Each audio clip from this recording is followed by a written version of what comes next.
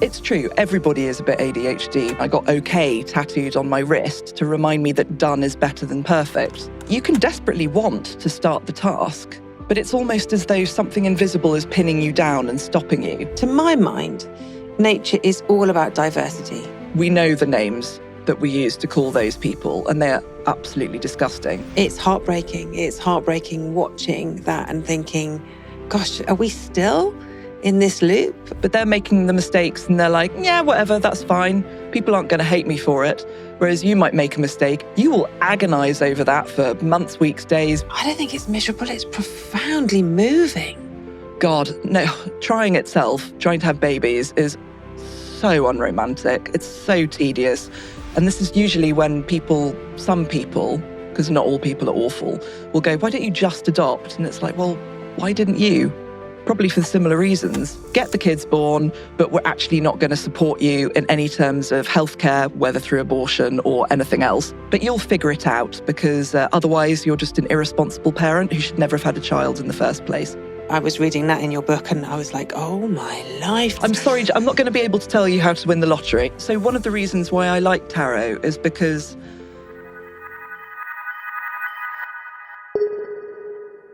everyone's a bit ADHD is a trope that's been doing the rounds in recent times, along with the idea that this neurodevelopmental condition is merely a trend.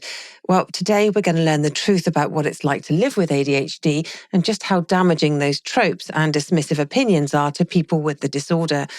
Kat Brown is a highly successful journalist and author of the brand new book, It's Not a Bloody Trend, which has been described as a support group in a book for the ADHD community. Not content with that, she's also the editor of a brand new and devastatingly profound book, No One Talks About This Stuff, about living with long-term infertility and childlessness. Oh, and she's a tarot reader, so we have a lot of meaty ground to cover. Let's welcome Kat Brown to the No Filter Zone. Kat, welcome to the No Filter Zone. Everyone is a bit ADHD. Let's start with that trope because it's something that I'm hearing a lot. I've got 2 daughters who I suspect have some ADHD. They're going through a process of consultation with specialists. But a lot of people have said to me, everyone's a bit ADHD. So what's your response to that? amazing that you know so many psychiatrists and fully trained people, and not just people who've picked up a newspaper and potentially read a bad faith story and just gone, oh, this is tapping into my deep-seated anxieties about life. It's true, everybody is a bit ADHD because ADHD is an individualized constellation of symptoms. It's called a disorder. The name will probably change again, as it has done quite a lot already over the next few years. In Germany, it's known as a syndrome, if you like, rather than a disorder, which literally is a collection of symptoms. But it's not as if like people with ADHD are like the X-Men and have the power to control the weather or throw giant buildings and that sort of thing. ADHD symptoms are just normal things. It's the difference between having ADHD, being somebody with ADHD, if you like, is that it's a little bit comparative to everybody goes to the loo, for example. But if you're going to the loo 100 times a day, potentially there's an issue. I see. Okay. So this swathe, if you like, of symptoms, what would make the difference between, because I've been reading your book, I love it, by the way, It's Not a Bloody Trend. I'm just going to flash it at the camera. Such a great book. I'm reading your book and thinking, well, I'm a bit like that, and I'm a bit like that. And then there's other bits in your book I'm thinking, no, I'm not like that. So what is it, just for people who are maybe worried themselves, worried about one of their children, worried about a parent, a friend, what is it that makes life so much more difficult in this neurotypical world we live in? What is it about having ADHD that's difficult that might make someone think, oh, maybe I need to go and see if I need to get a diagnosis? Well, traditionally, it's been that symptoms would be negatively impacting at least 2 areas of your life and very different areas of your life. So for an adult, it might be your home life, your work life, your romantic life, if you like, social life. And for children, the focus might more be on school, home, friends, and that sort of thing. And the reason why they say it has to happen in different areas is because you might be fortunate enough to have a structure in one of those areas that keeps everything together. It might be your parents, it might be the school system, something else. It might be that you're just really, really, really into football. And so therefore you just absolutely focus on that to the exclusion of everything else. That's ultimately the thing. We can look at some people who are public about having ADHD and are celebrities. And as is the case with most celebrities, you might look at them and go, well, they've got ADHD and their life's great. And it's like, okay, well, this bit of their life that you know about is great. And for example, in the case of Michael Phelps or Simone Biles, they've been able to absolutely channel an interest that coincidentally gives them great benefits in controlling their symptoms. Like exercise is completely amazing for sorting yourself out if as somebody with ADHD, like any kind of exercise that you just really, really enjoy. But it's also that sort of idea of we see a swan going along and you don't see the furious pedaling under the surface. And if you do have ADHD, and particularly you've got to 30, 40, 50, 60, 70 upwards without having a diagnosis or without somebody noticing that there is a problem, then chances are that everything that you've managed to achieve has been using some really, really potentially quite troubling structures, scaffolding, coping mechanisms, if you like. And similarly, that may also be operating alongside some fairly low self-esteem. That's absolutely not the case for everybody, but in which case you will just be trying a lot harder than you imagine other people to be. Because again, we all consider ourselves to be experts in the insides and other people's heads. We've got no idea what's going on. And so you've essentially been like beating yourself to try and do better, basically. When I was first working on a book proposal in 2019, I got OK tattooed on my wrist to remind me that done is better than perfect. Because otherwise I would continue doing what I'd always done when I had something that I'd like to do, but which didn't have a deadline around it, which is just primp it and poke it and try and perfect it, and then spend more of my time staring out of the window, wondering mournfully why I still hadn't done it than actually doing it. So is that an ADHD? Is that one of the things that would impact someone's life? Because you said it might be impacting two or more areas of someone's life. Like in what way would procrastination, for want of a better word for what you've just described, be one of the ways it might be impacting someone's life? Yeah. How else? And procrastination is one area that of course affects us all, but procrastination with ADHD, I mean, it can be pretty intense. There's a phrase called executive function, also executive dysfunction, and that is sort of like your adulting skills, if you like. So we all procrastinate if we're going to go to the gym and we don't really want to go to the gym, or we've got a tax return coming up, all those sorts of things, but we will get around and do it. But if you have untreated ADHD, not necessarily just with medication, but with any useful behavioral strategies, or just any kind of executive dysfunction whatsoever, you can desperately want to start the task, but it's almost as though something invisible is pinning you down and stopping you. And it doesn't have to be something as fairly impactful as a tax return. It can be making dinner, literally going outside, just something like that. But if for whatever reason your brain just goes, not today, no pilot light for you, then it's just incredibly demoralizing as well as really inconvenient.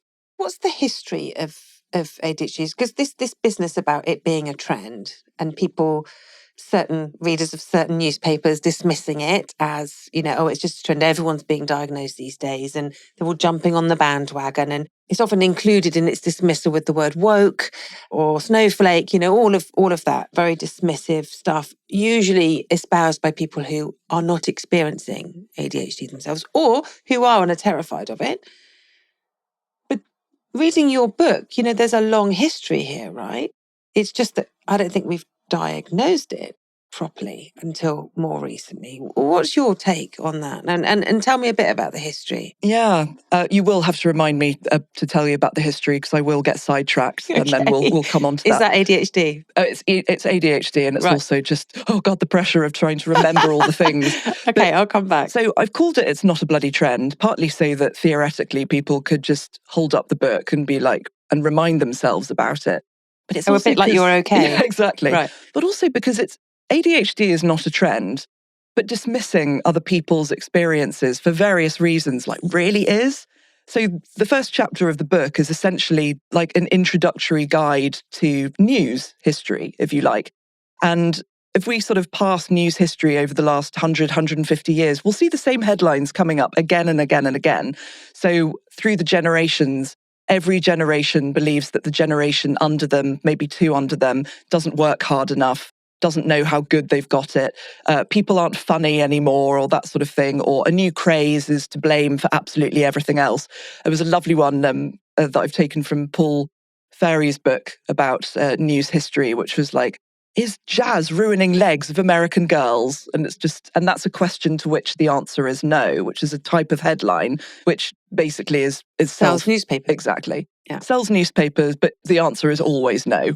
It's asking a question to annoy people. There are a couple of concepts as well that I think really are very crucial for today, one of which is future shock, which was coined in the early 70s. And that is basically when life is happening too fast for you to keep up with. And in the last 20, 30 years, particularly around like the internet, we've had the introduction of 24-hour news, social media, online news, all of this constant updating, which is also a constant demand for content.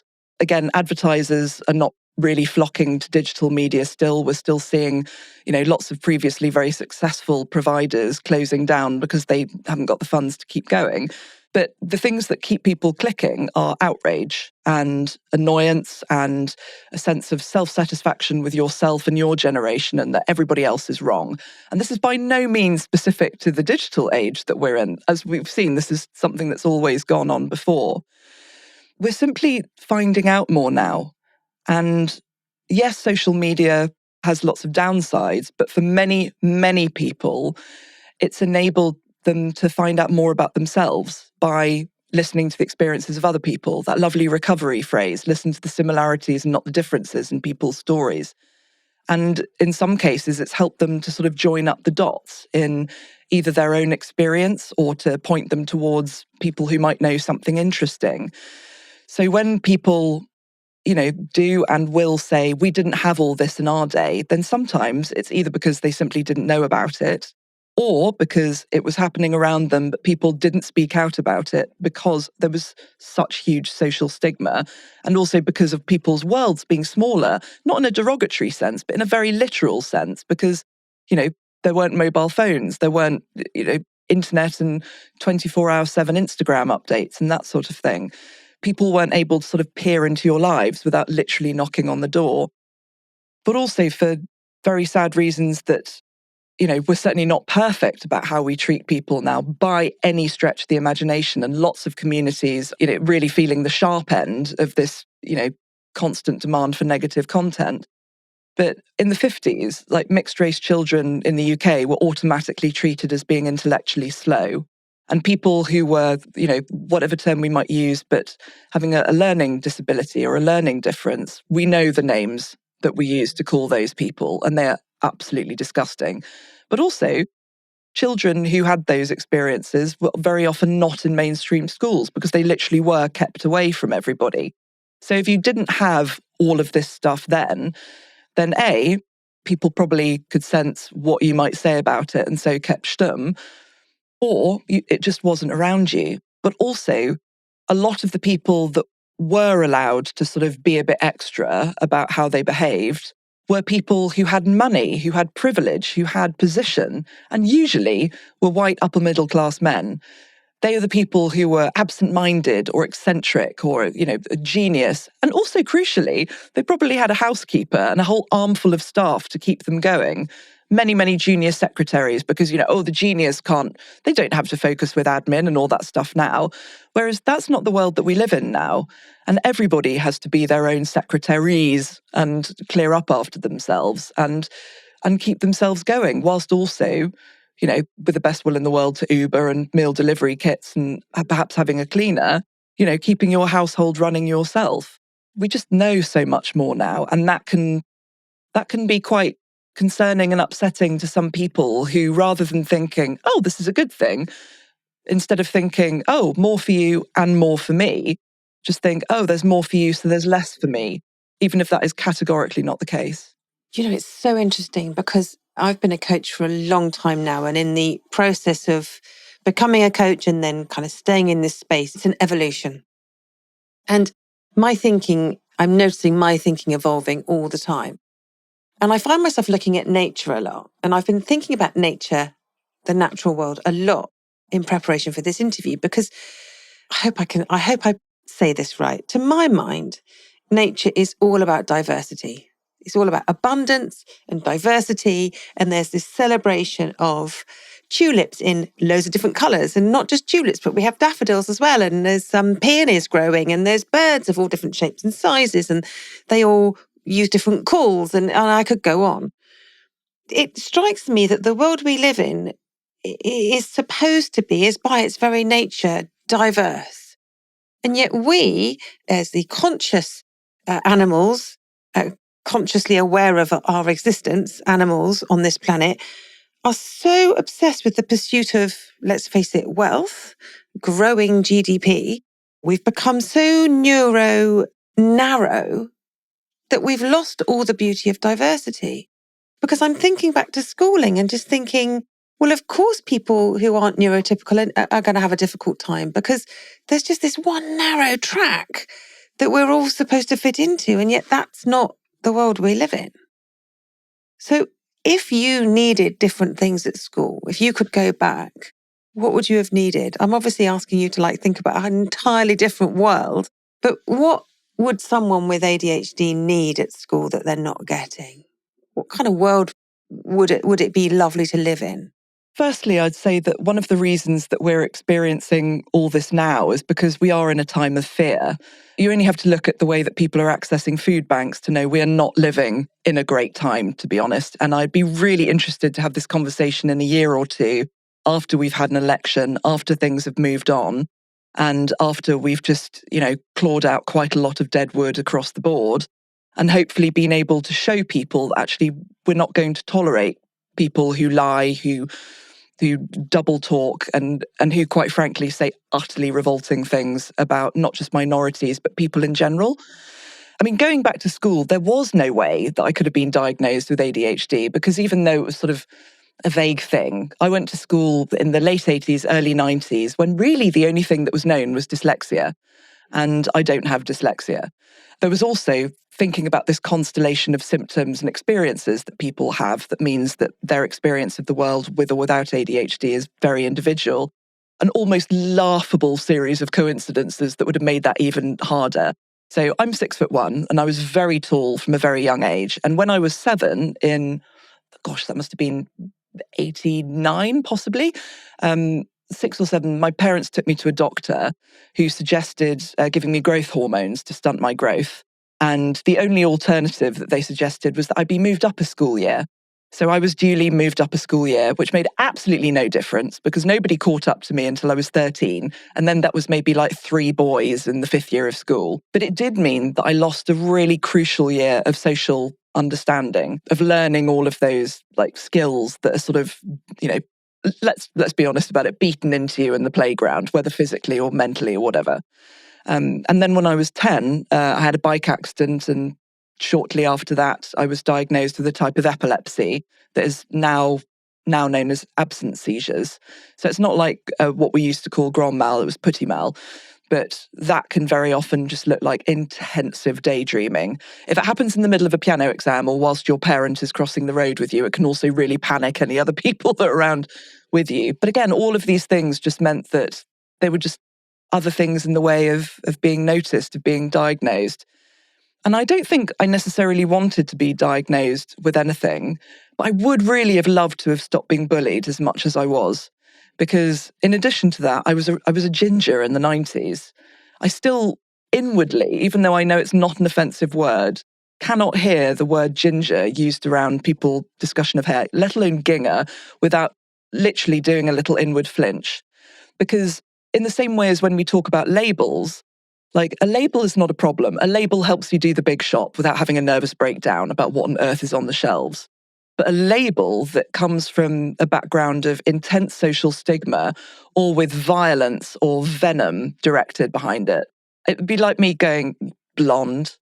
And something about that, just the violence in the face and the disgust in the way I say that, that stops blonde being like, oh, lovely, we love blonde, brilliant.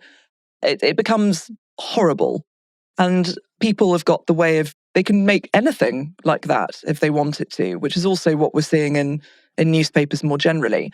So it would be very trite for me to say, oh, I'd love to just have kindness and world peace if I went back to school, although obviously great things. Love to be Blue Peter Bing and buy sale, absolute favourite thing. But I think it's why looking at my contemporaries now and how they are parenting their children and how schools are looking after their children with more awareness around emotions, around anxious feelings. I mean, I've seen one, young lady of my acquaintance at the age of 5 going through her breathing exercises because she was really, really panicky. How amazing to teach small people those skills. I mean, it's almost amazing as the 9-year-old the other day who made me 3 exceptional cups of tea in succession. And that wasn't because he was some kind of like miracle child. It was because his parents had taught him. But we didn't know that we had to learn about self-regulation or what the hell self-regulation was. It was just put up, shut up, be resilient, whatever.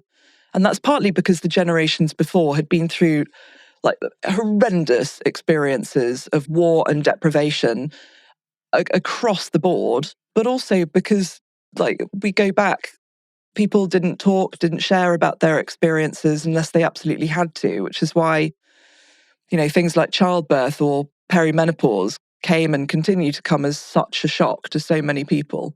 Yeah. I have 3 daughters, and my youngest is a redhead, and she has suffered bullying at school, and it is a protected characteristic. Having red hair is a protected characteristic, and yet it still goes on, and it's heartbreaking. It's heartbreaking watching that and thinking, gosh, are we still in this loop? Everyone, are we still in this? Not just that particular loop, but in that.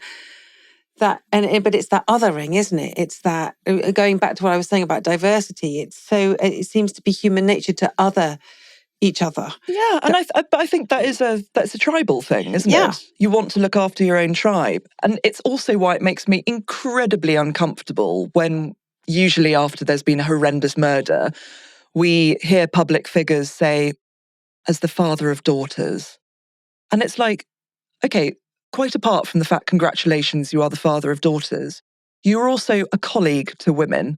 You're also the son of a woman. You presumably know some women socially. Also, how on earth does your ability to have empathy only exist because you happen to be the father to 2 daughters? What if you were the father of sons? It should just be, as a human being, this is awful. Yeah, exactly. Yeah. It should be base level humanity to be able to extend that as a blah of blah to lots of different people. But again, it's that tribalism thing. It's that worry about, oh, somebody out there is getting more than their share. I'm not getting enough. And I completely feel that in lots of different ways. Like, it's not like I'm sitting here going, guys, I've completed empathy. I'm just going to sit here like floating off my seat.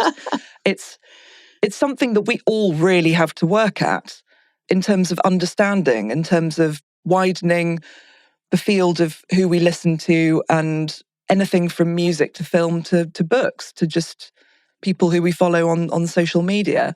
And it's also that element of critical thinking that, whether we are a parent or not, is wildly important, because what we're taking on board, we're passing on to kids, whether we have kids or whether we know them. And it's also influencing the person that we are and the work that we do and everything. And, that can be really positive, or as we saw during the pandemic, when there was so much Fruity Loops and frankly dangerous information being passed around social media and being taken on board as gospel by people who should have known better, but didn't. But more fear-mongering. Yeah, exactly. And fear is comforting because it tackles deep-seated anxieties that we secretly hold to be true, whether they are about ourselves, about the world, or something else.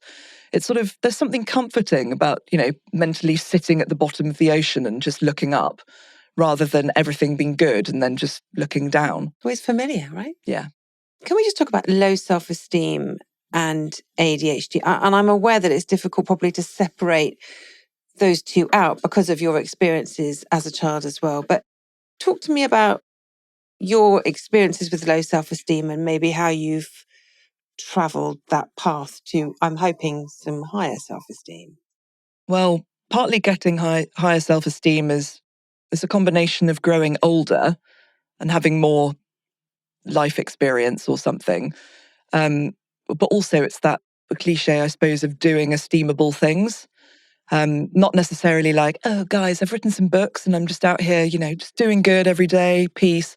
It's literally like making my bed, saying thank you at the end of the day once I'm back in bed.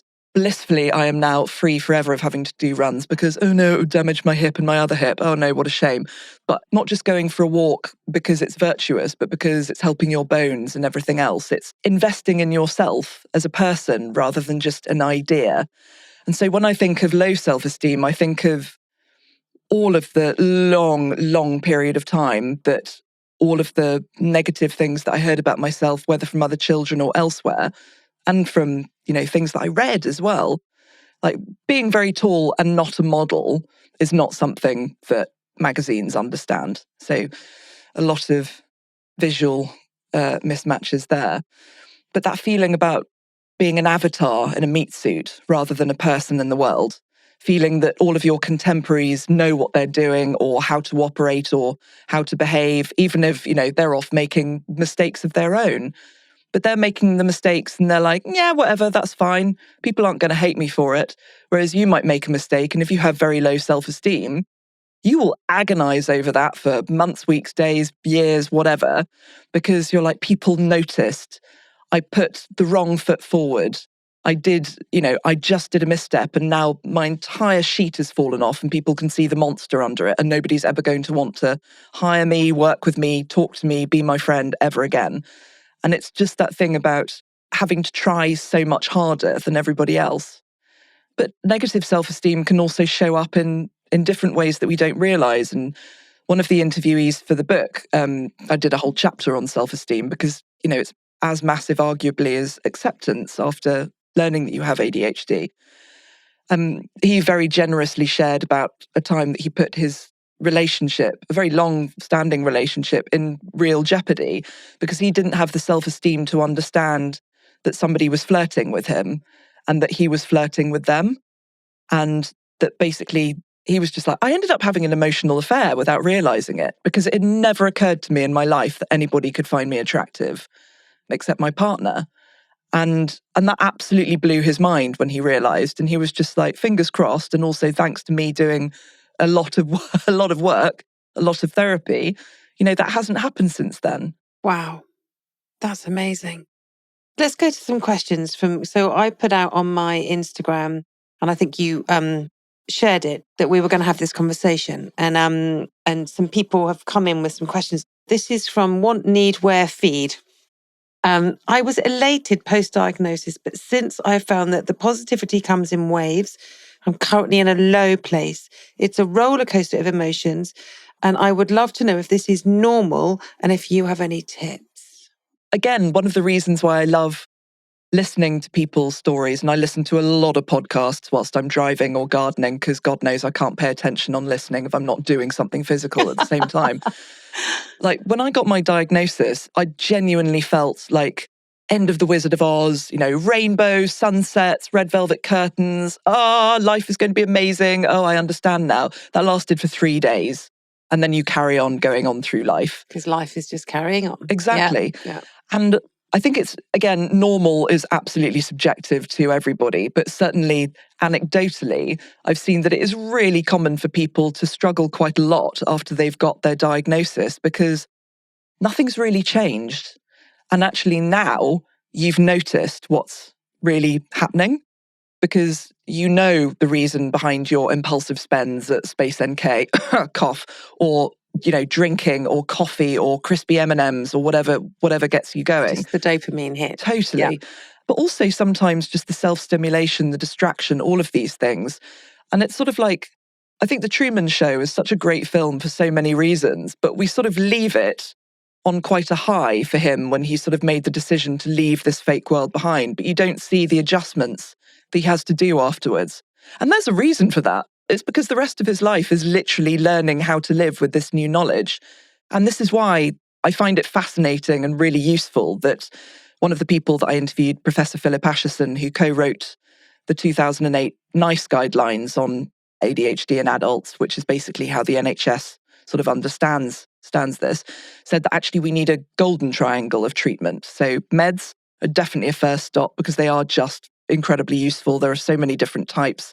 They're just the most widely tested meds because they're used on children and have been really since the 1950s. And this would be amphetamine-based meds? Not always. No, there are lots of, there are non-stimulant ones as well. And we're also increasingly seeing that actually there's some crossover between meds that are used for completely other things, but also coincidentally happen to be quite successful in managing ADHD. And there are some of those that are currently only used in the USA and Canada. The UK, as much as we don't like to believe it, is quite behind in this field. But so there are lots of different ones. And I, for example, take a mix of non-stimulants and stimulant meds, sort of wired throughout the day. Does it depend on what's going on in your day? No, it's just because that's the scaffolding that I need in my brain. Got it.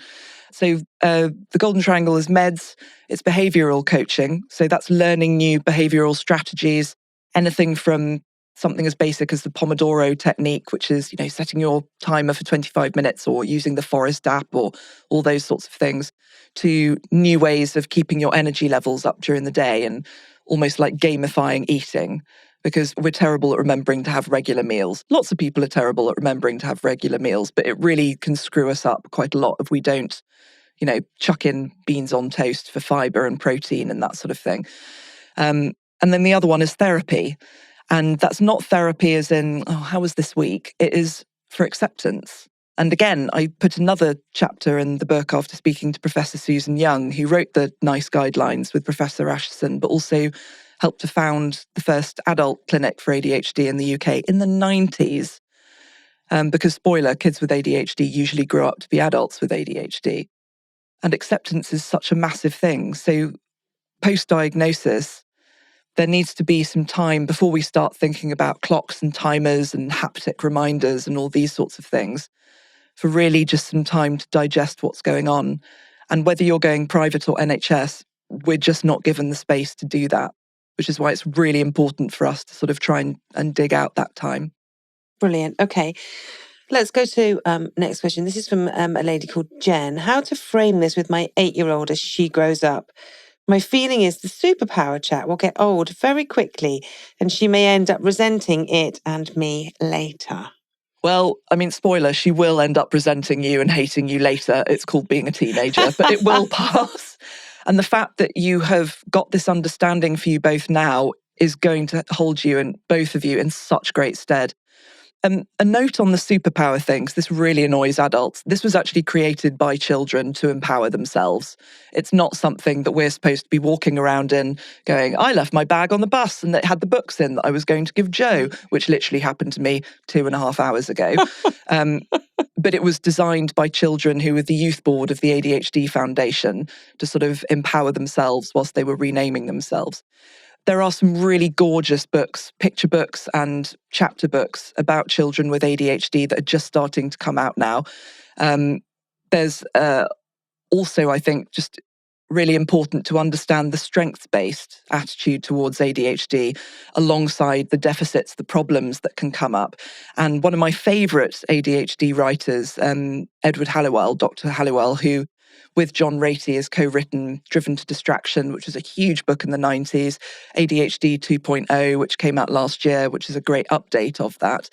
He can't take meds. So, for example, he uses coffee, but he's also brilliant at really going through the strengths of having ADHD. This isn't sort of like, I'm great at English and arts, so don't worry about the fact that I'm terrible at science and maths. Obviously, you still have to do those things in the same way that you might still have to do things that you really struggle with socially. But it's just sort of really flagging up the positives in you as a person and how to make the most of those and how to use those things that you're interested in, that you're good at, to support the things that you aren't. And again, also to build in these routines, these structures, these support mechanisms, this scaffolding, whether it is as I have, a plate by the toaster in the kitchen where my keys live.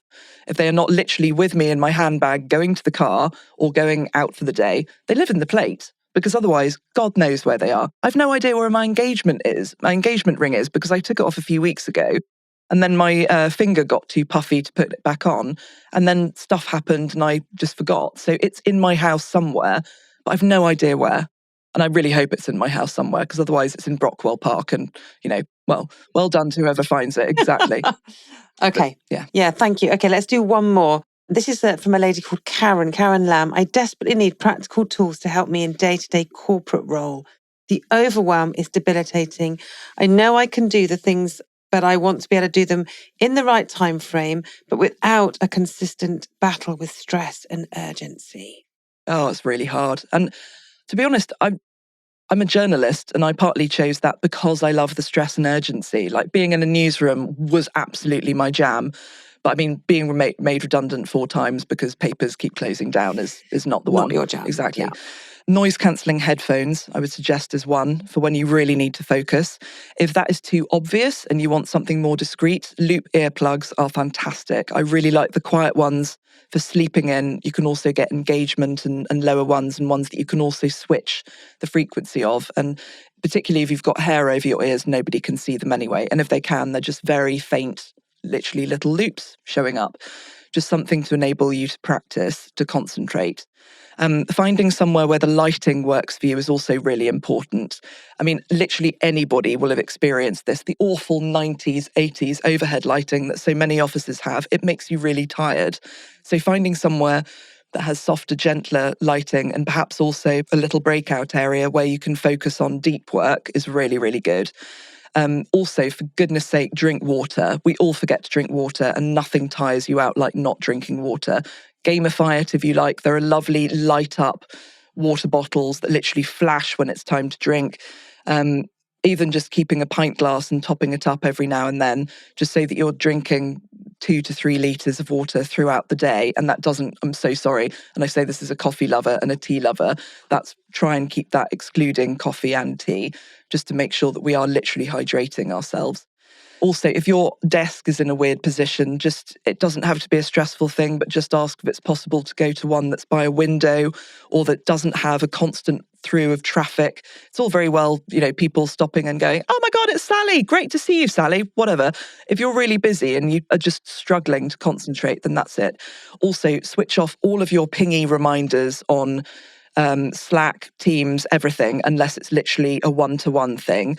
Only keep on reminders on your calendar, and then just make a reminder to check your email once an hour, to check Slack, Teams, whatever, once an hour.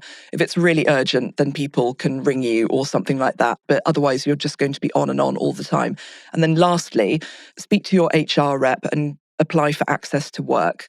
This is a real misnomer. It's a government scheme. It's not about getting into work. It's only for people who are in work, whether they are employed or self-employed. You don't need an official diagnosis, but it's a great way of getting those noise-cancelling headphones, a different chair, and basically having your needs assessed. And also, crucially, about getting your line manager neurodivergent management training.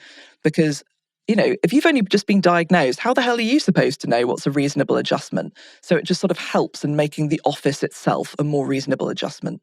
Yeah, someone I'm coaching has been diagnosed recently, and I work as an in-house coach for the whole organisation, and the changes that have been made as a result of her diagnosis has been really impressive to see, actually. And there's a conversation around it, and I think that's the key, isn't it, with this kind of stuff, is to communicate, not to hide behind the shame of the diagnosis, but say, this is my diagnosis, so this is how I'm going to get my job done. You need to, I need these structures in place. But it's hard to ask for that stuff. It is. Isn't it? It's hard to ask. But I see over and over again how much it helps companies more widely by occasionally putting in some of these structures.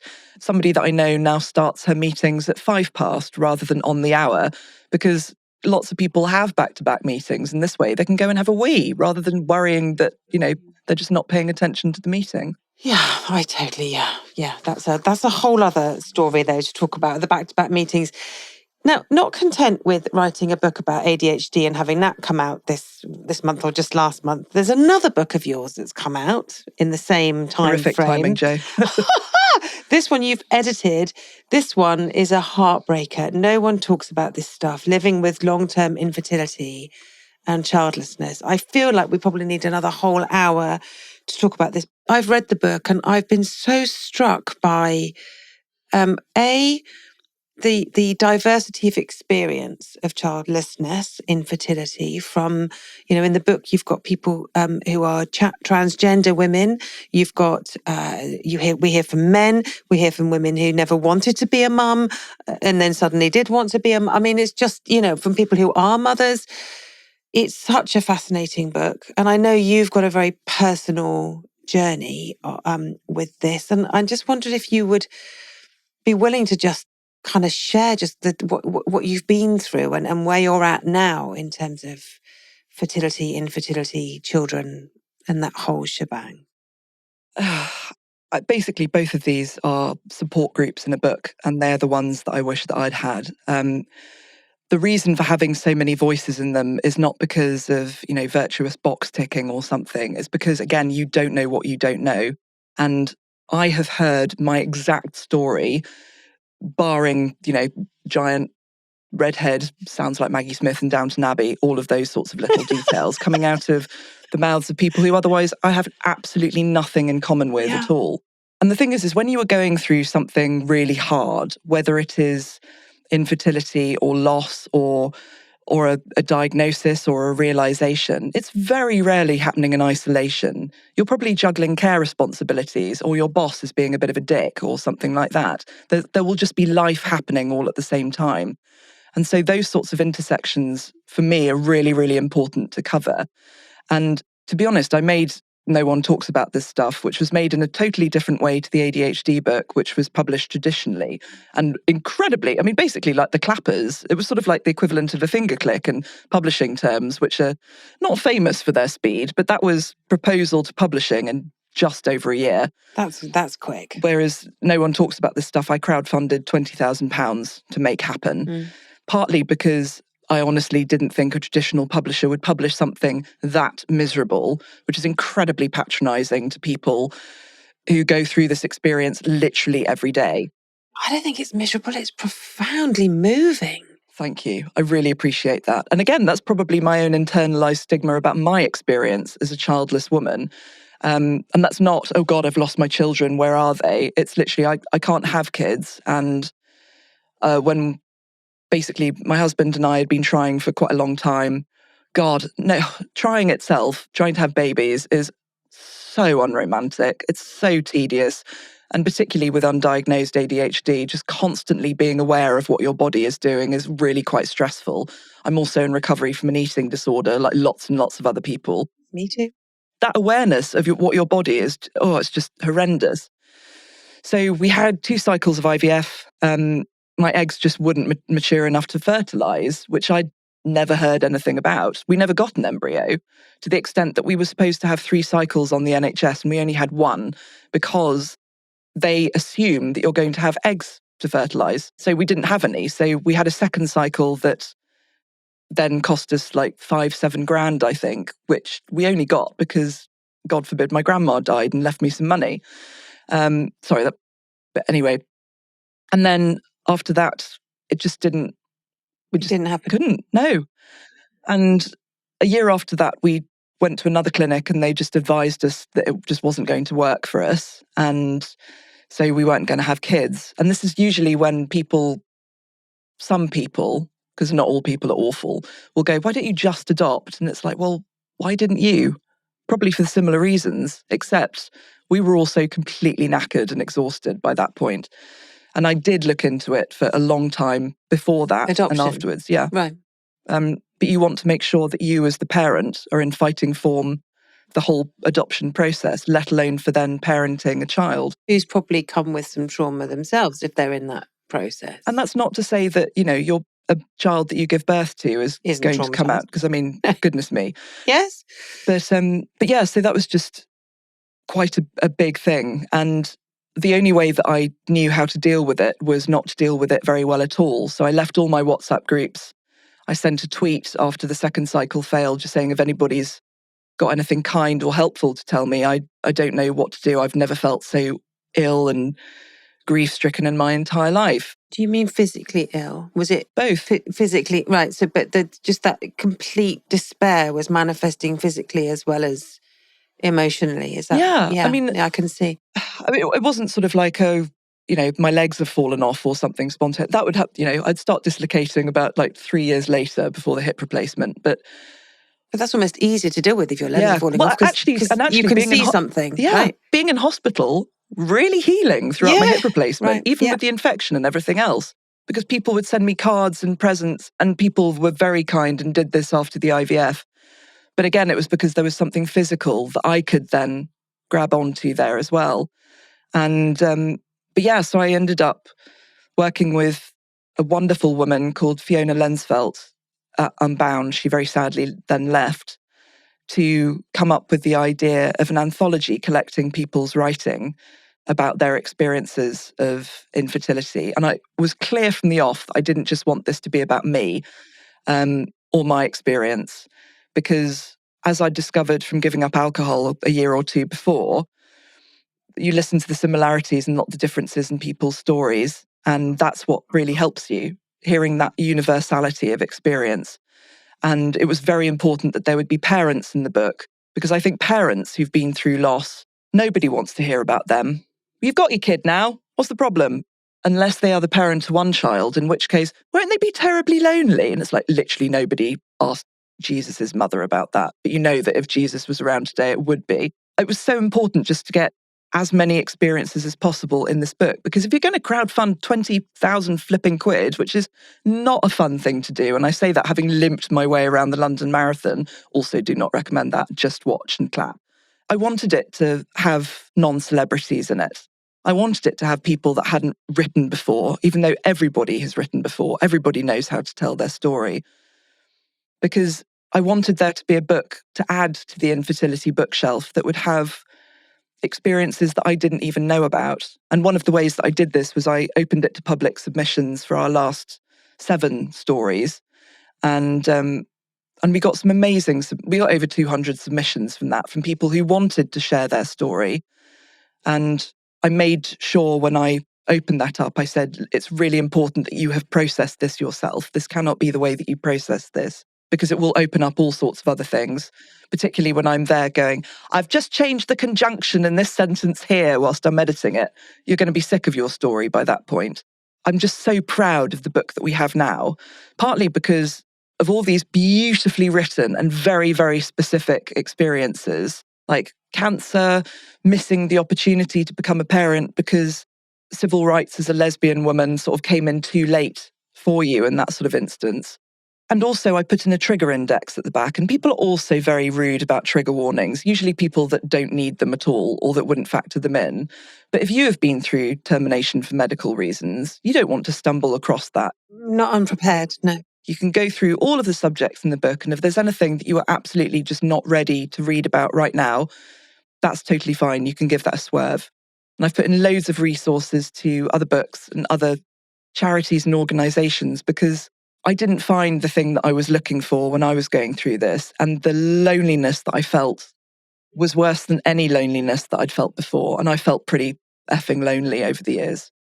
And we live in a culture, don't we, that tells women that really we're only valuable if we're mothers.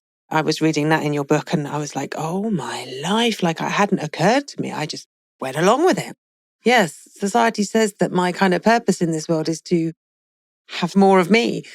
And I was just like, gosh, I hadn't even questioned that. And to be, and to not experience that. I mean, that's just a whole other experience of otherness. So that is a concept called pronatalism, which was coined in the 70s. That's the word I've been looking for. But it's really important that we actually unpack what that is, which is, it's just pro-birth. So people are really keen on mothers whilst they're giving birth to children. But heaven forbid that they become single mothers. Right. I mean, awful. I mean, in which case you've just miraculously changed into an irresponsible person. Yeah, I did that for 6 years, by the way. Yeah. Nobody referring to single fathers or absent fathers or anything like that. Similarly with children, people love a child before it's born or just when it's born. And it can add to numbers of live births and that sort of thing. Horrible term, but still. But they don't like them when they are cluttering up streets. Or because the terrible there's twos. terrible Yep. twos, or they're inconveniencing people in cafes because there's nowhere specific to support families or give them anywhere to go.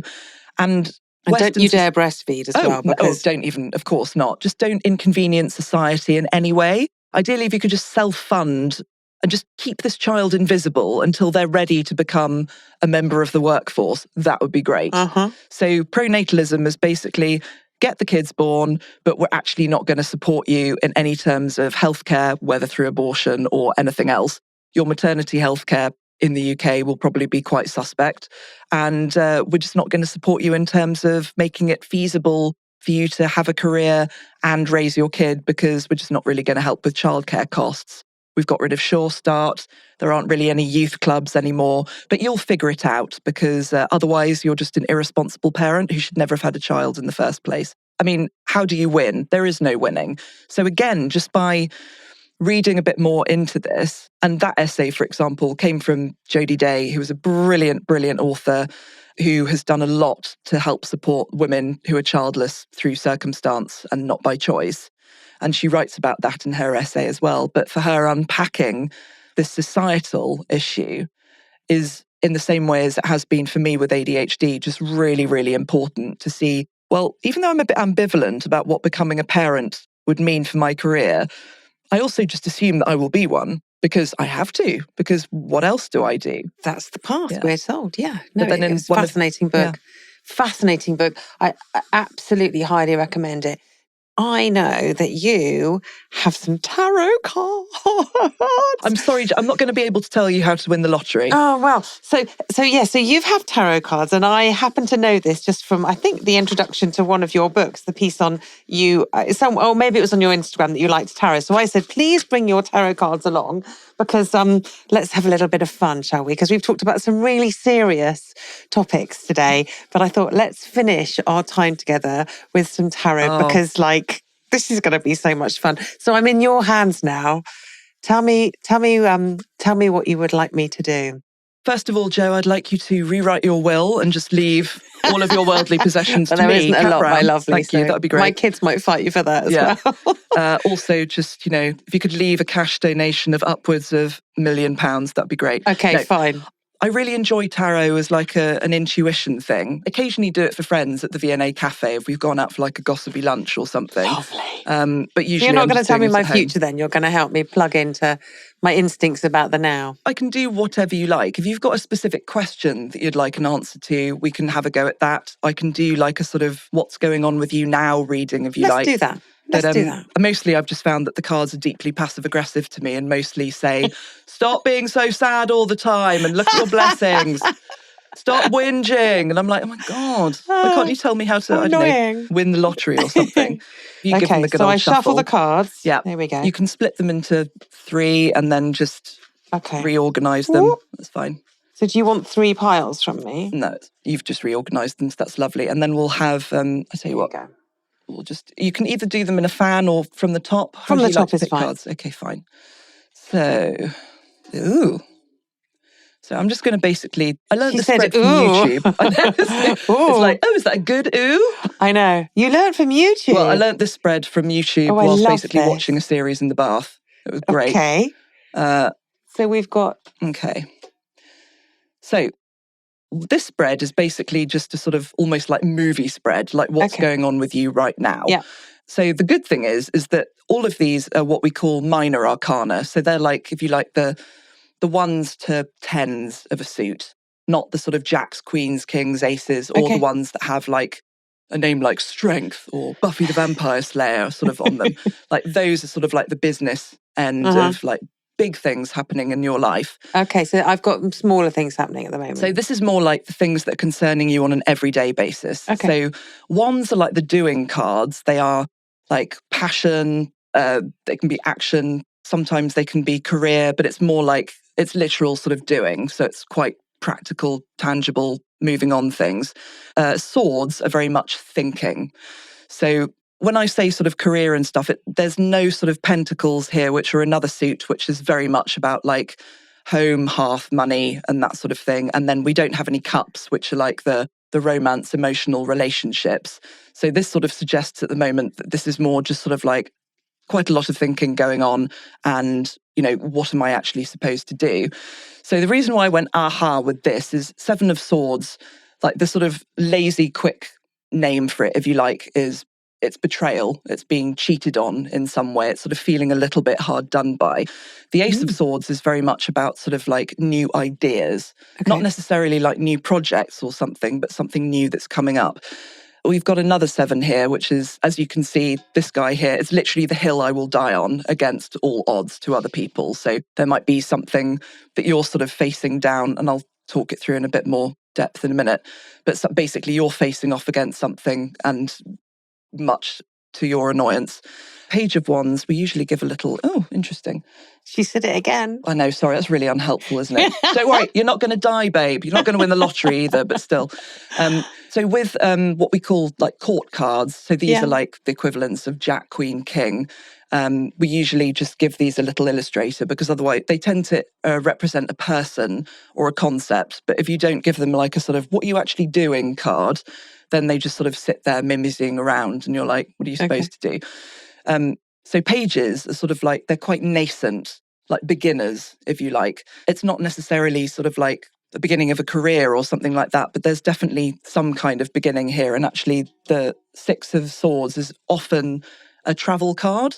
Again, these are all sort of like breaking them down into the sort of little bit. So it might be that if we wanted to sort of read all of this here, then you're feeling a bit hard done by because something just unpleasant or annoying has sort of gone on, and you're just sort of fed up of basically having to fight your corner about it. What you really need to do is have a new way of thinking about it and have a bit of a refresher, and literally change your scene for a bit. Take your thinking back to something a bit more new, childlike, wondrous and delightful.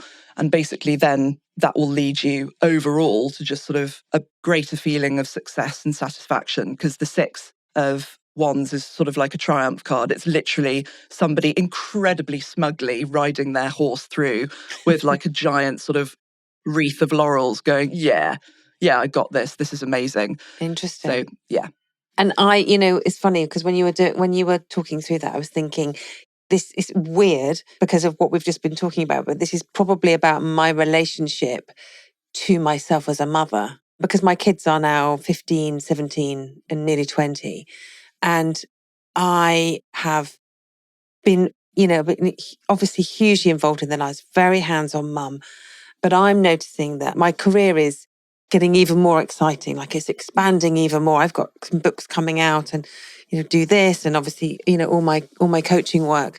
And there is a sense of, how do I do both in the way I have been doing both? And that slight frustration of, if I'm away from home, does the washing get done? Do the meals get made? And actually, probably it's just about a bit of buck passing, a bit of kind of delegation on my part. They're old enough now for you to be away, and they can go to the co-op themselves and buy some pasta. No, never. They can cook it themselves. Yeah, so it's interesting. I think this chap here riding away, all happy into the sunset, that's a hard thing, because there is always that blimmin' mother guilt that. But don't forget, there's back. 2 other figures on the card. Yeah. He's not alone when he's riding off smugly with his horse. He's got other people celebrating. That's the husband, and other people celebrating. So one of the reasons why I like tarot is because I have so many thoughts flying around in my head, so many worries, and I don't know which ones I need to focus on. And that helps you focus. Exactly, because often I get repeat cards turning up for me, which are usually the ones going, mate, you're overthinking this. And there are literal overthinking cards in this usually, which have like hundreds of swords in it, and you're like, oh, okay, right, I've got that. But it's just, sometimes it's just it's clarity. So much fun. And whether you use that through reading a book or watching a favourite show or something, there are so many ways that we use this just to try and distill down what's going on in our head. And, you don't need cards to do it, but it's quite fun. It's really good fun. I've absolutely loved talking to you. And, I want to thank you on behalf of, my 2 girls with ADHD and friends of mine who are struggling with infertility and childlessness.